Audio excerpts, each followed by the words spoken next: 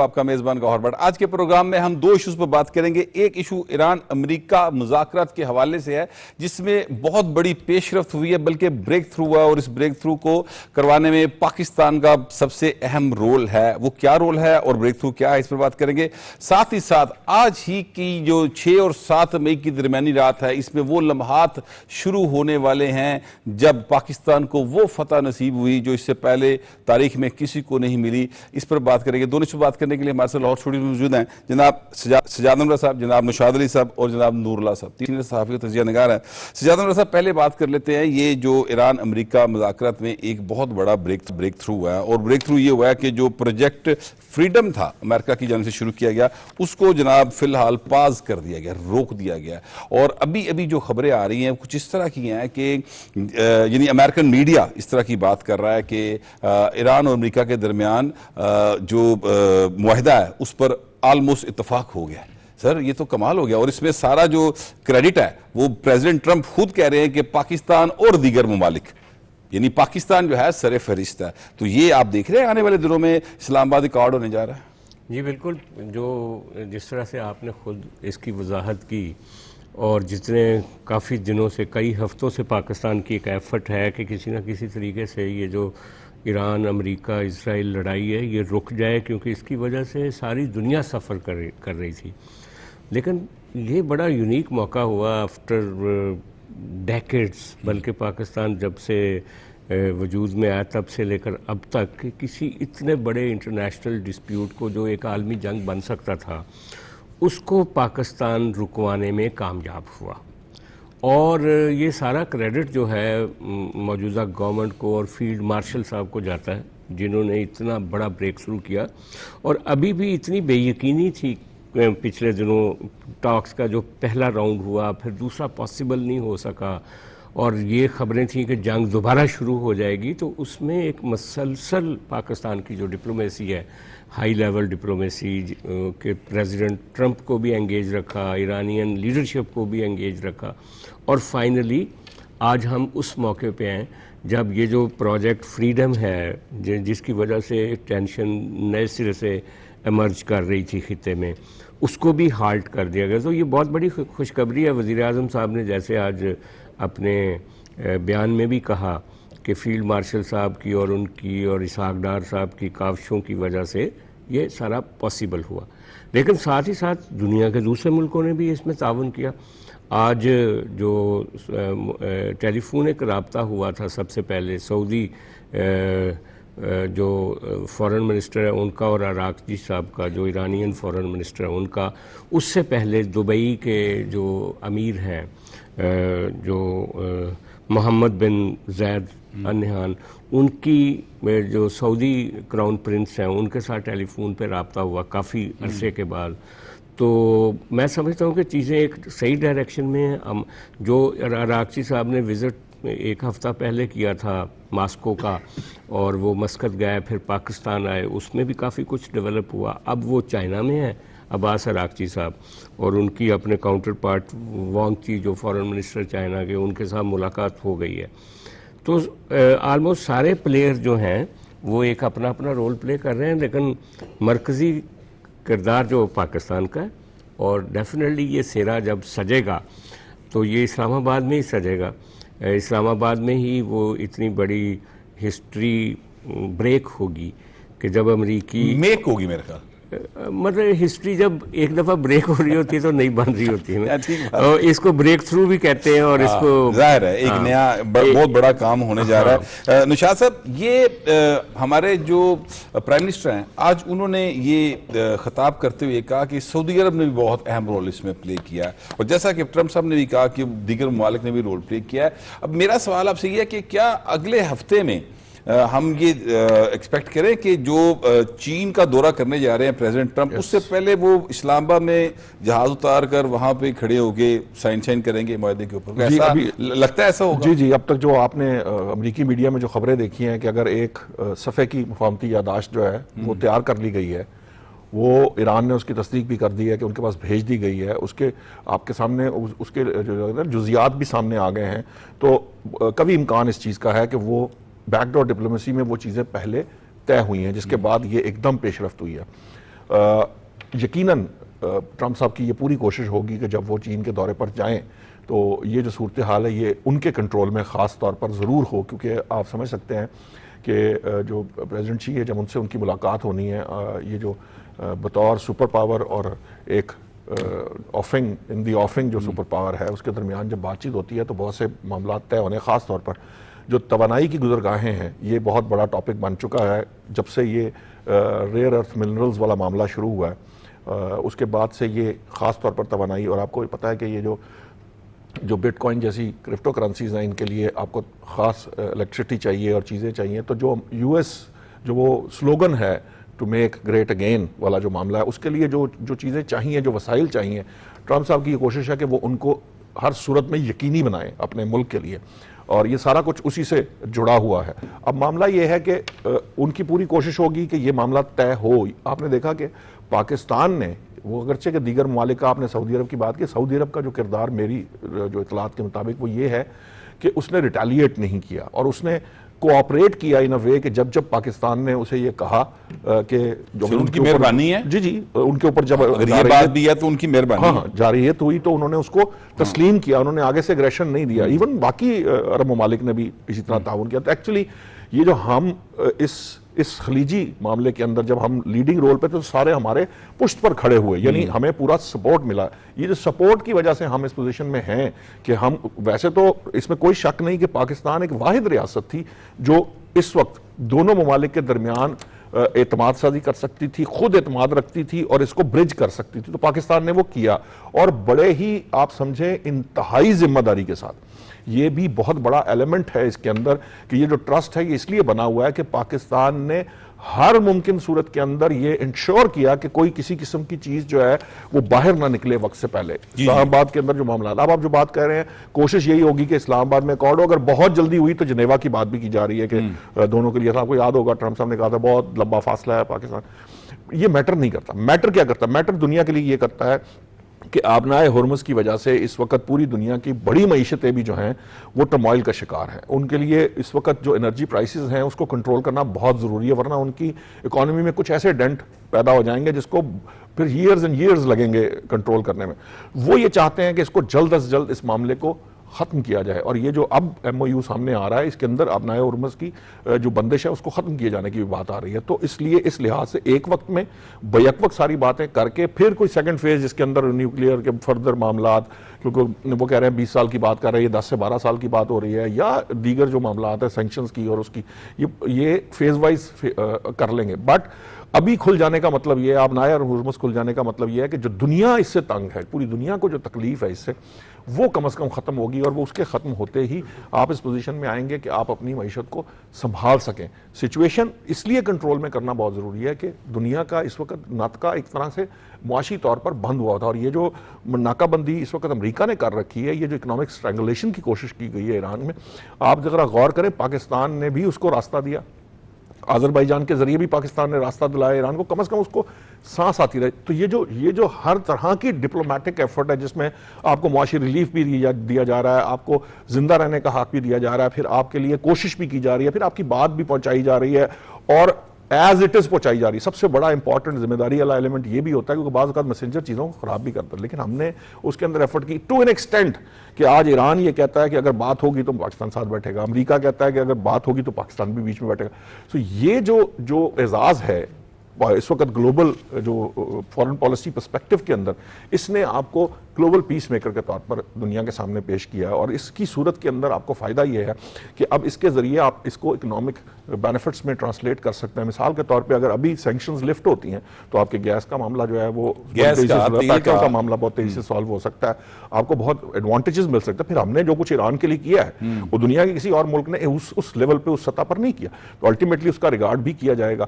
تو میں یہ سمجھتا ہوں کہ جو حکومت کی بات کی تھی، فیلڈ مارشل صاحب کی بات کی تھی، یہ جو دن رات، آپ کو پتا ہے ایک تو سب سے بڑا مسئلہ یہ ہے کہ امریکہ میں اور ہمارے ٹائم میں بالکل وہ اتنا بڑا 10-11 گھنٹے کا فرق ہے۔ اس کا مطلب آپ یہ سمجھیں کہ دن کے وقت ہم ایران کے ساتھ مصروف ہیں تو رات ساری جو ہے وہ امریکہ کے ساتھ مصروف۔ یہ اتنی ٹائرلیس ایفرٹ کرنا، اور اسحاق ڈار صاحب کی طرف سے، پرائم منسٹر صاحب کی طرف سے، اور فیلڈ مارشل صاحب کی طرف سے خاص طور پر، کیونکہ وہ فون اوے ہیں دونوں طرف، تو وہ جو بھی معاملہ ہے اس کو کنٹرول کر لیتے ہیں, مطلب ٹو این ایکسٹینٹ کہ آپ وہ کہہ رہے ہیں کہ میں نے پروجیکٹ فریڈم شروع کرنا ہے اور اس کو ابھی چند گھنٹے گزرے ہیں شروع ہوئے اور پاکستان انٹروین کرتا ہے, فیلڈ مارشل صاحب بات کرتے ہیں, انٹروین کرتے ہیں, تو نتیجہ کیا ہے کہ جی وہ ہالٹ ہو جاتا ہے, اس کو روک دیا جاتا ہے, اور اس کے اگلے دن ہی ہمیں یہ بات سامنے آتی ہے. اس کا مطلب یہ تھا کہ پاکستان پورے طریقے سے نہ صرف انوالو تھا بلکہ ایکچولی اگر آپ مجھ سے پوچھیں تو میں یہ سمجھتا ہوں کہ پاکستان اب ان معاملات کو ڈرائیو کرنے کی پوزیشن میں, یہ ڈرائیو کر رہا تھا.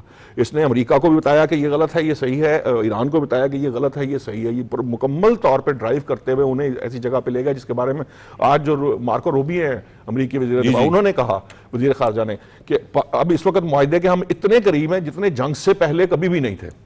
یعنی جو بات مصر والے جو مذاکرات تھے یہ بات اس سے بھی بہتر اور آگے چلی گئی ہے. تو میرا جو پہلا راؤنڈ ہوا اس سے بھی آگے چلی گئی, بہت آگے چلے گی نا, اس سے بھی آگے چلے گی. تو کیا میں نوراللہ صاحب پھر یہ کہہ سکتے ہیں ہم, جو کہ امریکن میڈیا کہہ رہا ہے, ایک خبر اس حوالے سے آئی ہے کہ جناب وہ جو یورینیم کا معاملہ ہے اس پہ ایران ایگری کر گیا امریکہ کی ٹرمز کے اوپر؟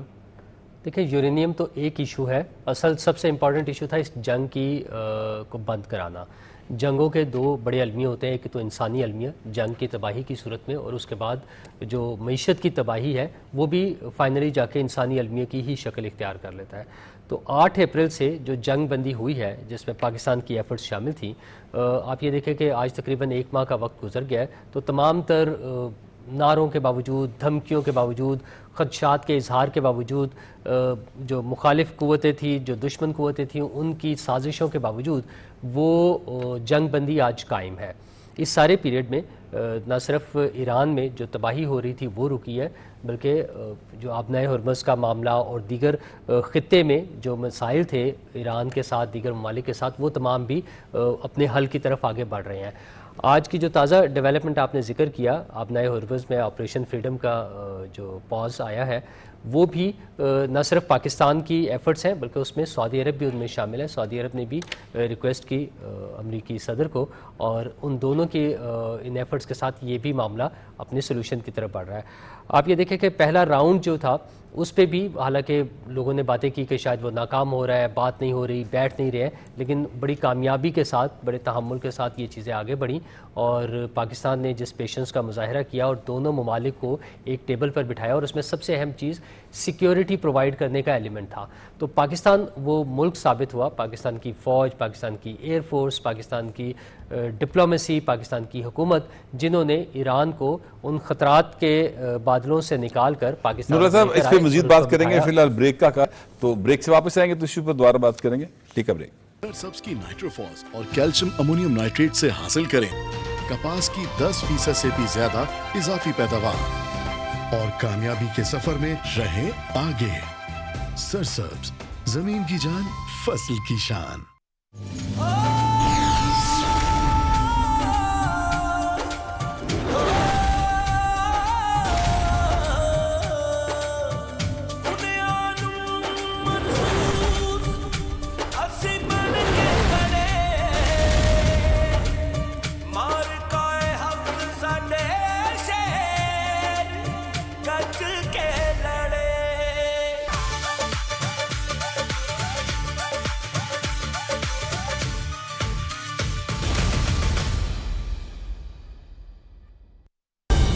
درست ہر وقت بر وقت.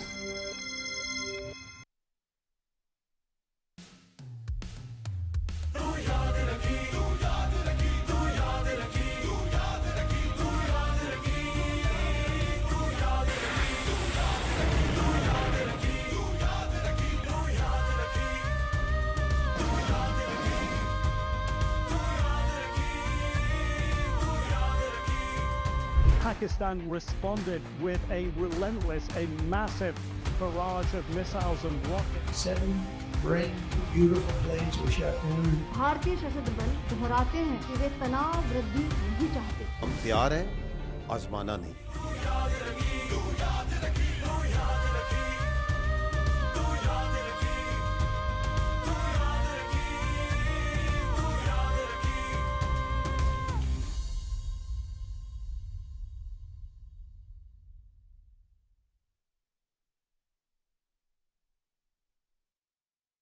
نوراللہ صاحب اپنے خیالات کا اظہار کرتے ہیں. جی نوراللہ صاحب اپنی بات کمپلیٹ کیجیے. آبنائے ہرمز کا جو بحالی ہے وہاں سے تجارتی راستے کی، وہ تو چونکہ جنگ سے پہلے بھی کھلا ہوا تھا، وہ اسی طرح سے دوبارہ بحال ہو جائے گا. لیکن سب سے اہم چیز جو ایران کے حوالے سے امریکہ کی ریزرویشن تھی وہ یورینیم کی تھی. تو جو تازہ ترین ڈیولپمنٹ ہے جس میں امریکی ذرائع یہ اعلان کر رہے ہیں کہ ایران اس بات پر تیار ہو گیا ہے کہ وہ مزید افسودگی روک دے گا اور جو افسودہ یورینیم ہے وہ اپنے ملک سے باہر منتقل کر دے گا. تو میرے خیال میں جو سب سے بڑا ایشو تھا جنگ کرنے کی جو وجہ بن رہا تھا، اگر وہ ریزالو ہو رہا ہے تو یہ ایک بہت بڑی ڈیولپمنٹ ہے. اور نو ڈاؤٹ ان تمام چیزوں میں پاکستان کا رول، پاکستان کا پلیٹ فارم اور پاکستان جس طرح سے بطور کیپٹل آف ڈپلومیسی جو ابھر کر سامنے آیا ہے ہمارا اسلام آباد، تو وہ ایک خوبصورت کیپٹل کے ساتھ، capital of diplomacy, capital of peace, capital of hope, اور ایران اور امریکہ دونوں کا اعتماد پاکستان پر، پاکستان کے فیلڈ مارشل پر، پاکستان کے وزیر اعظم پر، پاکستان کی حکومت پر، یہ اس بات کا غماز ہے کہ آئندہ چند دنوں میں، اور جیسے بٹ صاحب ابھی آپ ذکر کر رہے تھے کہ چائنا کے دورے کے حوالے سے بھی ممکن ہے اس کے ساتھ لنک ہو جائے. اگر اس کے ساتھ نہ بھی ہو تو آئندہ چند دنوں میں یہ ممکن نظر آ رہا ہے کہ دونوں ممالک پاکستان میں بیٹھیں گے اور حتمی معاہدے کی صورت میں یہ جنگ مکمل طور پہ اپنے خاتمے کی طرف بڑھے گی، اور دنیا جو اس ایک معاشی بحران کا شکار ہے، عدم استحکام کا شکار ہے، اور یہ خطہ جس جنگی عدم استحکام کا شکار ہے، اس سے باہر نکل کر ہم ایک پرامن دنیا میں رہ رہے ہوں گے. اچھا، یہ ابھی سجاد انور صاحب ایک ٹویٹ آیا، اور وہ ٹویٹ ہے ایک ایسی خاتون جرنلسٹ کا جن کے ساتھ پہلے بھی پریزیڈنٹ ٹرمپ جو ہیں وہ ٹیلی فون پر رابطے میں رہتے ہیں. انہوں نے بڑی خبریں بریک کی ہیں، وہ پاکستان میں تھیں، اسلام آباد میں، انہوں نے بڑی خبریں بریک کی ہیں اور پاکستان کے حوالے سے انہوں نے بڑے اچھے خیالات کا اظہار کیا. ابھی ان کا ٹویٹ آیا اور وہ اس ٹویٹ میں کچھ ایسے لگ رہا ہے جیسے وہ کہہ رہی ہیں کہ اسلام آباد جو ہے نا جلدی جانا چاہیے، واپس پہنچنا چاہیے. تو آپ کے خیال میں واقعی اب ساری فلائٹس ایک دفعہ پھر اسلام آباد کا رخ کریں گی؟ بالکل بالکل. آج رات 12 بجے تک آپ دیکھ لیجئے گا، اوپر نیچے خبریں بریک ہوں گی، کیا ہو رہا ہے، کیسے چیزیں شیپ اپ ہو رہی ہیں. اور مجھے لگ رہا ہے کہ بیک اینڈ پہ آلموسٹ معاہدہ جو ہے نا اس کے اوپر اتفاق رائے ہو گیا ہے. اب یہ کاغذات کی کارروائی ہے، اور میرا خیال ہے کہ دونوں طرف سے اپروول، جو بھی اتھارٹیز ہیں ان کی طرف سے اپروول آئے گی، اور الٹیمیٹلی بہت قریب ہے کہ یہ بریک تھرو ہوگا. بٹ صاحب جو مشرق وسطیٰ ہے اس میں آلریڈی 2 تاریخی معاہدے ہو چکے ہیں. سب سے پہلا معاہدہ جو ہوا تھا نا وہ ہوا تھا آپ کا کیمپ ڈیوڈ معاہدہ، جی کیمپ ڈیوڈ، جو مصر اور اسرائیل کے درمیان کروایا تھا. امریکہ نے ثالثی کی تھی اس معاہدے میں. اور دوسرا اوسلو ایکارڈ تھا جو 93-95 میں ہوا، وہ پی ایل او اور اسرائیل کا معاہدہ تھا. یہ دونوں معاہدے اسپیسیفک تھے مڈل ایسٹ کی پیس کے لیے، لیکن اس کے بعد بھی پیس نہیں آ سکا تھا. لیکن اب یہ جو تیسرا معاہدہ ہے اسلام آباد ہونے جا رہا ہے، اسلام آباد ایکارڈ، وہ ایک طرح سے بڑا کنکلوسیو ایگریمنٹ ہوگا جس میں ایران ایک سائڈ پہ ہے اور دوسری سائڈ پہ امریکہ اور اسرائیل ہے. Again Israel is the factor for America. نہیں، وہ امریکہ، یہ دیکھیں یہ سائڈ جو ہے یہ امریکہ نے کیٹر کر دی. ایگزیکٹلی یہ معاہدے کا حصہ نہیں ہوگا اسرائیل حصہ نہیں ہوگا، لیکن وہ امریکی پیکج کا حصہ ہوگا. امریکی اس کو پروٹیکٹ کر رہے ہوں گے. یہ اس سے کئی درجے آگے کا معاہدہ ہے، اوسلو سے بھی اور کیمپ ڈیوڈ سے بھی. اور میرا خیال ہے کہ اس میں آنے والے دنوں میں یہ جو ایک نیا خطہ بنے گا اس معاہدے کے نتیجے میں، جس طرح سے ایران سے پابندیاں ختم ہوگی، ایران کا تیل بھی ہم خرید سکیں گے، پاکستان کی اکانومی کے لیے ایک بہت بڑا ریلیف ہوگا آنے والے دنوں میں. پھر آپ نے ابھی ذکر کیا کہ ہم نے اس وقت جب اس کی ناکہ بندی ایران کی ہوئی تھی تو جو ہم نے ٹرانزٹ ٹریڈ کا ایگریمنٹ کیا 1 ہفتہ پہلے، جی وہ بہت سگنیفیکنٹ. جی اور وہ جو ٹرانزٹ ٹریڈ ہے وہ آگے بھی کنٹینیو کرے گی. ایران اور پاکستان، آذربائیجان، ایران، پاکستان، ان کے درمیان ہو سکتا ہے آنے والے دنوں میں، کیونکہ آذربائیجان کے ساتھ تو پہلے ہمارا معاہدہ تھا کہ گڈز کے ریٹرن میں گڈز ہم بھیجیں، یعنی ڈالر ایران کے ساتھ بھی ایسے معاہدہ، بارٹر سسٹم. اور یہ بارٹر سسٹم کا معاہدہ اگر ایران کے ساتھ ہو جاتا ہے اور آپ ان کو کچھ اپنی پروڈکٹ دیتے ہیں، وہ ہم ان سے تیل اگر کمپنی سے ادھر سے لیتے ہیں، تو میرا خیال ہے پاکستانی اکانومی کے لیے ایک بہت بڑا ایک کیا اس کو کہتے ہیں کہ ریلیف ہوگا. बल्कि एक तरह से नया बूस्ट मिल जाएगा। बूस्ट मिल जाएगा। एक बूस्ट होगा हमारे लिए। अभी जो कि पाकिस्तान के लिए अच्छे दिन आ रहे हैं, तो ये अच्छे दिन जो है ना, इनका आगाज़ गुज़िश्ता साल 6 और 7 मई की दरमियानी रात हुआ। नौशाद साहब, 6 और 7 मई की दरमियानी रात जो है वो भारत ने हमेशा की तरह शब खून मारने की कोशिश की और उनके त्यारों ने पाकिस्तान पर मिसाइल दागे, और जो रिपोर्ट्स बाद में आईं वो ये थी कि पहले 35 मिनट के अंदर राफेल समेत कई त्यारे उनके ज़मीन बोस हो गए और पहले 35 मिनट पाकिस्तान ये जंग जीत गया था। तो ये वो हमारे लिए फ़ख्र के लम्हात जो हैं वो आज रात से शुरू हो रहे हैं। तो आप एक साल बाद यानी कैसा फील कर रहे हैं, और एक साल पहले आपका क्या ख्याल था, और आज आप कहाँ खड़े हैं? देखिए, एक साल पहले के हम और आप यहीं पर बैठकर बात किया करते थे। इस मार्का हक से पहले कहीं ना कहीं हमारे यहाँ इन समवेयर इनसाइड हमें ये ज़रूर था कि यार हम उस तरह की जैसे कहते हैं इंटरनेशनली रिकग्नाइज्ड कौम नहीं है, हम बहुत ज़्यादा जो डिलीवर नहीं कर पा रहे जिस लेवल पे जितना हमारा पोटेंशियल है, हम ना उसको एक्सप्लॉइट कर पा रहे हैं ना उसको हम डिलीवर कर पा रहे हैं। तो ये कहीं मौजूद था, लेकिन जैसे ही ये मार्का हक जो है ये हुआ, भारत को शिकस्त फाश हुई, तो हमारे सीने दोबारा से तन गए। और ये सीने जो हैं, आपने सिर्फ पाकिस्तान के अंदर नहीं, आपने जो एक्सपर्ट्स हैं उनके भी देखा कि वहाँ पे क्या लोगों का, मतलब जो खलीजी ममालिक के अंदर या दीगर ममालिक के अंदर लोगों का पाकिस्तान के मुतल्लिक जो है वो बिल्कुल एकदम तासुर चेंज हो गया, और चेंज होने से उनका रवैया चेंज हो गया। तो वो जो इज्जत, वो पसीराई मिली दुनिया भर के अंदर, यकीनन पाकिस्तान के लिए, वो हमारे लिए तो वो जैसे कहते हैं ना कि एक अभी इकोनॉमी के बूस्ट की बात की जा रही थी, हमारे लिए वो मॉरल बूस्ट था कि हम इखलाकी तौर पर बहुत अपने आप को तनोमंद फील करना शुरू हो गए। मैं समझता हूँ कि मैं उसके बाद मुझे लगता था जैसे कि मैं भी एक इस दुनिया के अंदर एक जैसे कहते हैं ना सर उठाकर चलने वाली कौम का हिस्सा हूँ। तो ये जो एतमाद है, इस एतमाद ने हमें बेसिकली उस तरफ गामजन किया है जिसकी अभी इससे पहले हम जो सेगमेंट पे बात कर रहे थे, अगर ये ना हुआ होता तो शायद हम इस किस्म की उसके अंदर डिबेट्स में ना होते। लेकिन चूंकि पाकिस्तान ने दुनिया पर साबित कर दिया कि हम अपने बलबूते पर इस काबिल हैं कि हम सर्वाइव भी कर सकते हैं, हम अपने से 6 गुना बड़ी ताकत को शिकस्त भी दे सकते हैं, हमारे पास हर तरह की जिसे कह लें टेक्नोलॉजी भी, क्योंकि ये वॉर टेक्नोलॉजी से जीती गई एक्चुअली। ये जो 35 मिनट का आपने बात कही है ना, ये एक्चुअली ट्रेडिशनल वॉर का मसला नहीं है। ये वैसे मैं आपसे गुजारिश करूंगा, इसमें अल्लाह की तरफ से हमारी मदद जो हुई है उसको इनकार नहीं किया जा सकता।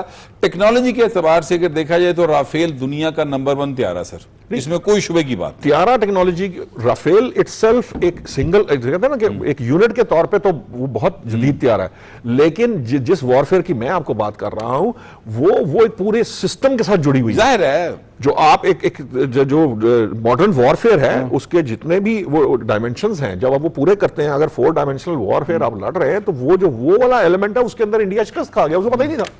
इंडिया की तो आज भी अगर आप मुझसे मैं अगर आप पूछें तो वो दम बखुद एक्चुअली आज भी उनके वहां पे तस्लीम किया जा रहा है, लेकिन वहां पर आज भी इसके ऊपर बात की जाती है कि ये क्या हुआ, ये हमारे साथ क्या हुआ। तो ये जो एलिमेंट है, ये अभी तक वो इसके लिए अभी तो उनके साथ जो हुआ है अभी उसकी रिसर्च कर रहे हैं कि हमारे साथ हुआ क्या है। तो अभी तो बाकी मामला तो फिर बाद में, एक दफा याद होगा आपके प्रोग्राम में मैंने कहा था कि जिस जगह पे हम खड़े थे, जहां हमने उनको शिकस्त दी है, अगर आज भारत ये सोच ले कि उस जगह तक पहुंचना तो इसको भी कई साल लगेंगे, क्योंकि इसके पीछे एक प्रिपरेशनल सिस्टम है जो चल रहा है। पाकिस्तान ने ये साबित किया कि इस खित्ते में वो सबसे ज्यादा इस हवाले से ताकतवर है, जिसको एयर डिफेंस के हवाले से कहा जाता है। वहां पे और लेकिन इसमें बनाने एक सेकंड ले लीजिएगा, सिर्फ फिल्में बनाने, नेटवर्क चलाने, जाली प्रोपेगेंडा, इससे आपने, हम उस वक्त ये सारा कुछ कर रहे थे जब वो ये काम कर रहे थे। और मैं आपको बता दूं, जो कुछ ये बंगाल के मगरिब बंगाल की बात आई है, जिस तरफ भारत जा रहा है, ये जी बिल्कुल ठीक बात है। जा रहा है। नूरुल्लाह साहब, आप पिछले महीने या शायद पिछले हफ्ते चीन के दौरे से वापस आए हैं, तो चीन का वैसे शुक्रिया हम सारे अदा करते हैं। चीन ने इस हवाले से हमारा बहुत ज्यादा साथ दिया, पब्लिकली बिल्कुल खुल के साथ दिया।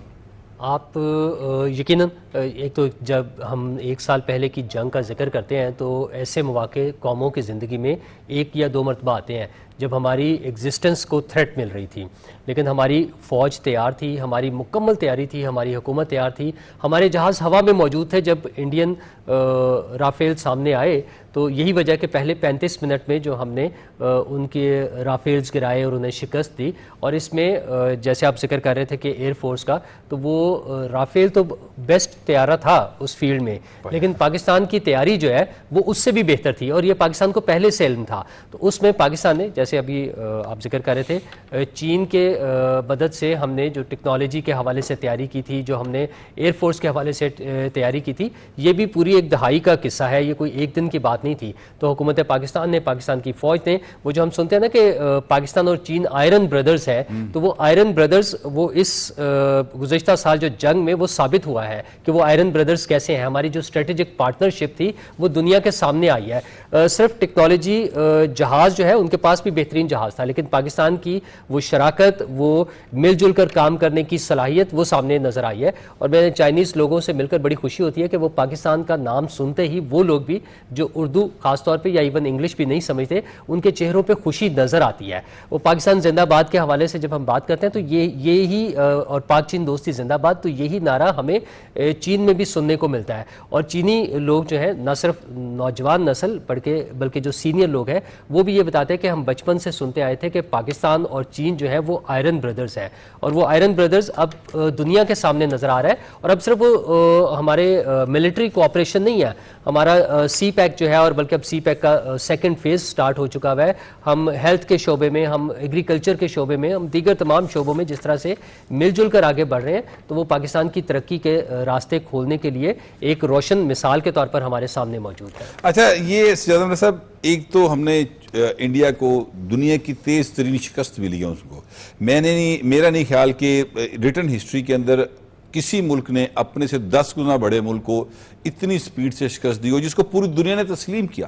یعنی ایسا ہوا کہ دونوں ممالک نے جو کسی ملک کے درمیان فتوحات یا لڑائی ہوئی تو اس میں کہا ہم جیت گئے، دوسرے کہا ہم جیت گئے، لیکن یہ وہ فتح ہے جس کو پوری دنیا نے تسلیم کیا. اور بھارت کے وزیر دفاع یا ان کے وزیر خارجہ یا ان کی فوج کے لوگوں نے بھی پھر ہولی ہولی تسلیم کر لیا کہ ہاں ہمیں کافی مار پڑی ہے. تو یہ تو ان کو ہم نے شکست دی، لیکن اب بھارت جو ہے وہ طرح طرح کی سازشیں کرتا چلا جا رہا ہے. اور آپ جانتے ہیں کہ یہ جو افغانستان ہے، وہاں پر جس وقت قابض رجیم ہے، جو افغان رجیم جسے کہا جاتا ہے، وہ افغان طالبان کے ساتھ مل کر پاکستان کے خلاف سازشیں کرنے میں مصروف ہے، جس کا ہم ظاہر ہے کہ ہم منہ توڑ جواب دے رہے ہیں، لیکن سازشیں جاری نہ پاجی. دیکھیں، جب ایک دشمن آپ کے ساتھ سیدھا نہیں لڑ سکتا نا، تو وہ پھر کوشش کرتا ہے کہ وہ آپ کو اندر سے آپ کی جو فالٹ لائنز ہیں ان کو گہرا کرے اور فنڈ کرے، آپ کے جو انسرجنٹس ہیں، مسکریئنٹس ہیں، ان کو فنڈ کرے اور آپ کو اندر سے بلیڈ کرے. یہ ایک چیلنج ہمیں بہت پرانا درپیش ہے، یہ نیا چیلنج نہیں ہے. یہ ہمیں بہت عرصے سے انسرجنسی، بلوچستان کی انسرجنسی ہو، اب اس میں یہ جو افغانستان والا سائیڈ ہے وہ بھی ایکٹیو ہو گئی. تو یہ ایک چیلنج تو ہے، لیکن جس طریقے سے ہم نے، آپ ڈسکس کر رہے ہو کہ جس طرح سے 3 دن میں ہم نے ان کو شکست فاش دے دی، تو وہ جادو، جیسے دوستوں نے کہا، وہ ملٹی ڈومین وارفیئر کا جادو تھا جو پاکستان نے کیا.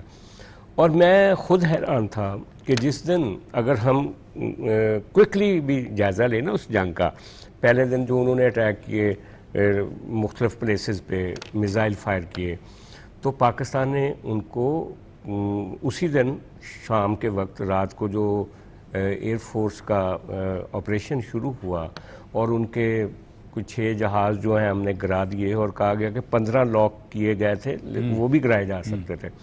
اس کے بعد ان کا وہ صدمے میں چلے گئے کہ یہ ہمارے ساتھ کیا ہوا. ان کو اپنی ساری ایئر فورس گراؤنڈ کرنی پڑی. پھر اگلے دن انہوں نے چالاکی کی کہ آپ کے مختلف جو ایئر بیسز تھے وہاں پہ میزائل پھینکے. ڈی جی آئی اسپائر کا یہ جملہ بہت تاریخی تھا. اس نے کہا کہ یہ جو ہم اٹیک کریں گے، اب اس کے جواب میں جو جواب دیں گے، اس کا بھارت اکیلا نہیں کہے گا کہ یہ کیا ہوا، پوری دنیا کہے گی کہ کیا ہوا.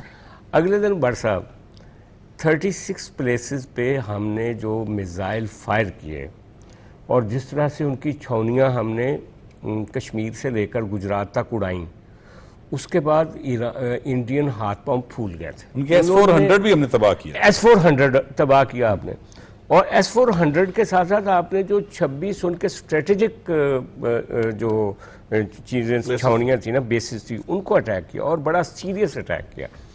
اچھا, اس کے بعد انڈینز نے فوراً امریکن سے رابطہ کیا, اور معاف کرنا, جنگ سے پہلے امریکنز کا یہ خیال تھا کہ انڈیا خود ہی ڈیل کر لے گا پاکستان سے. وہ بیچ میں بہت سارے لوگوں کا یہ خیال تھا, بہت سارے لوگوں کا پاکستان میں بھی کچھ لوگوں کا خیال تھا. اچھا, لیکن ویسے میں آپ سے گزارش کروں, میں آپ جانتے ہیں ولاگ کرتا ہوں, میں اپنے ولاگ میں پچھلے 15 دن سے, جب سے یہ پہلگام کا معاملہ شروع ہوا تھا, تب سے کہہ رہا تھا بار بار کہ انڈینز اپنے پرائم منسٹر کو سمجھائیں, وہ غلطی نہ کریں. آپ نہیں جانتے اسی طرح کٹانگے بھی تو کسی ٹانگے بھی. بالکل بالکل. لیکن بٹ صاحب یہ جو معجزہ ہوا کہ انہوں نے اچھا سجاد احمد صاحب, یہ ایکچولی وقت بالکل ختم ہو گیا. مجھے بار کہا جا رہا ہے کہ پروگرام کو ختم کر دیں کیونکہ ٹائم ختم ہو گیا ہے. ویسے دل تو کر رہا ہے کہ اس پر مزید بات کی جائے, لیکن چلے اگلے ہفتے ضرور بات کریں گے.